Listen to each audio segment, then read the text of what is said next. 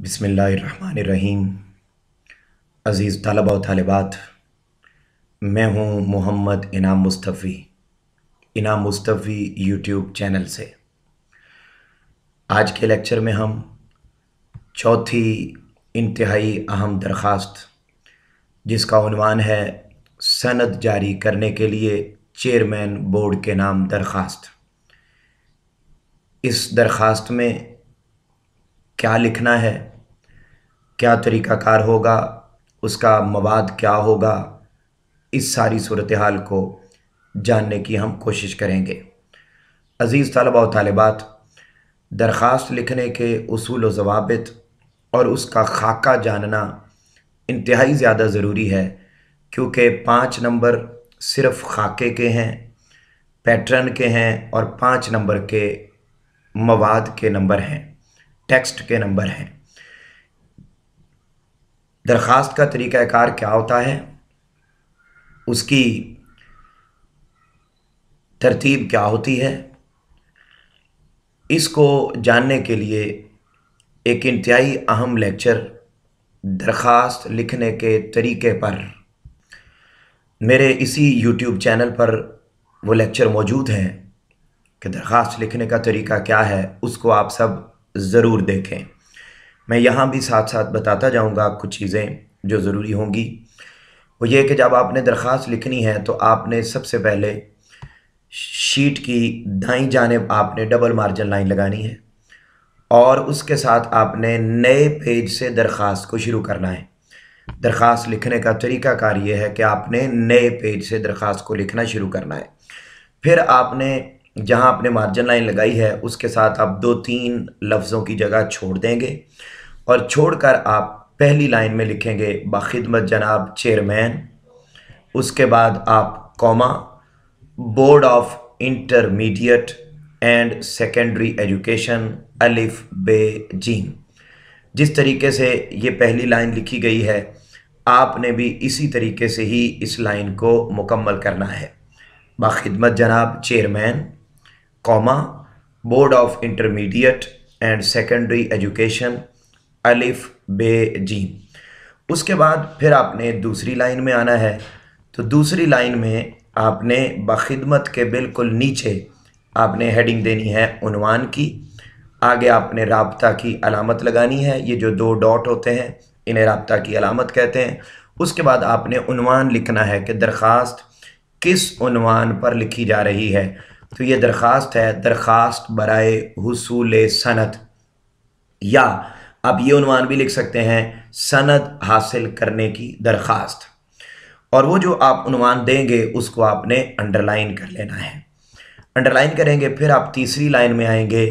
तो याद रखिए, जिस तरीके से पहली लाइन में जगह छोड़ी गई, जितनी छोड़ी गई उतनी ही दूसरी लाइन में जगह छोड़नी है और उतनी ही जगह आपने तीसरी लाइन में छोड़नी है। और लिखकर आपने जनाबे आली लिख देना है और आगे आपने निदाइया की अलामत लगानी है। जनाबे आला नहीं लिखना और कोई चीज़ नहीं लिखनी, बल्कि जनाबे आली लिखना है और सामने निदाइया की अलामत लगानी है। तो ये इस तरीके से ये पहली 3 लाइनें आपकी मुकम्मल होंगी और फिर आपने जगह छोड़ के चौथी लाइन में आके मवाद लिखना शुरू कर देना है। क्या मवाद है?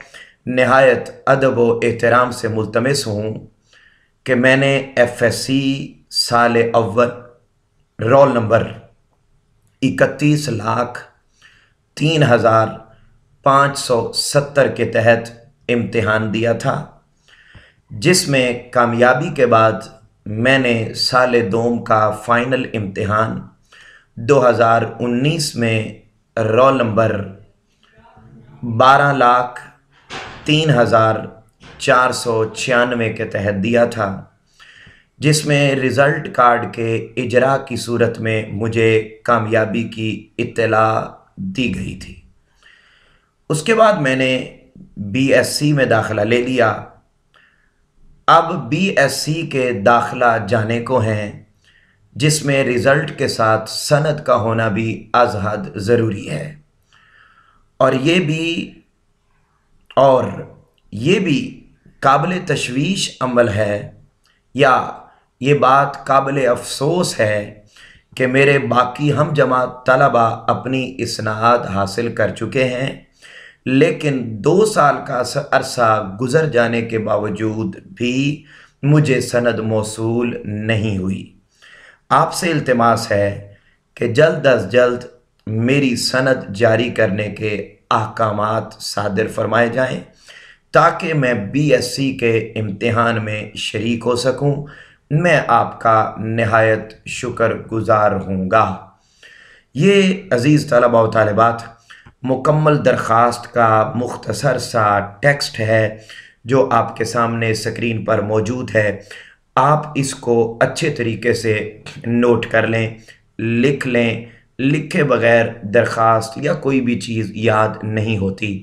आप जब दरख्वास्त लिखेंगे उसमें दरख्वास्त का जो प्रेजेंटेशन है उसका ज़रूर ख्याल रखिए। जहाँ पर भी रोल नंबर आए, जहाँ पर भी साल का जो है वो अदद आए, तो उन जगहों को, उन बातों को, उन लफ्ज़ों को आप मार्क करके साथ हाईलाइट भी कर दें।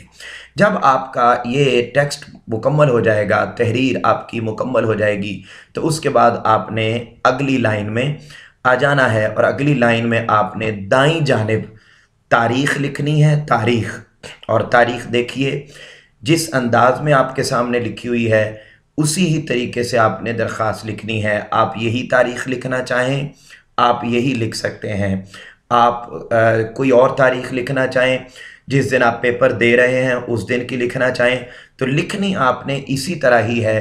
किसी और अदद में, किसी और तरीके से आप दरख्वास्त तारीख़ नहीं लिख सकते, ना ही तारीख़ की हेडिंग देंगे।